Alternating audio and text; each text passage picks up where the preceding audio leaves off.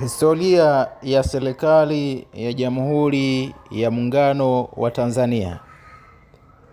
Jamhuri ya Muungano wa Tanzania inatokana na muungano wa nchi mbili huru. Nchi hizo ni Tanganyika na Zanzibar. Tanganyika iliongozwa na hayati Mwalimu Julius Kambarage Nyerere, ambaye aliwaongoza wananchi kupigania uhuru wa Tanganyika.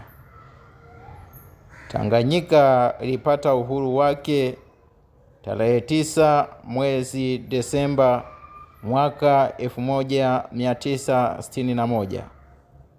Uhuru huu ulipatikana chini ya chama cha Tanganyika African National Union, yani TANU. Mwalimu Julius Kambarage Nyerere alikuwa waziri mkuu wa kwanza wa Tanganyika.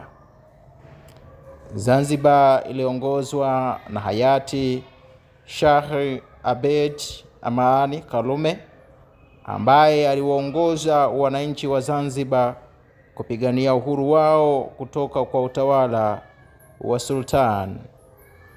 Uhuru wa Zanzibar ulipatikana kwa mapinduzi yaliyofanyika tarehe 12 mwezi Januari mwaka 1964 kupitia chama cha Afro Shirazi Party, yani ASP.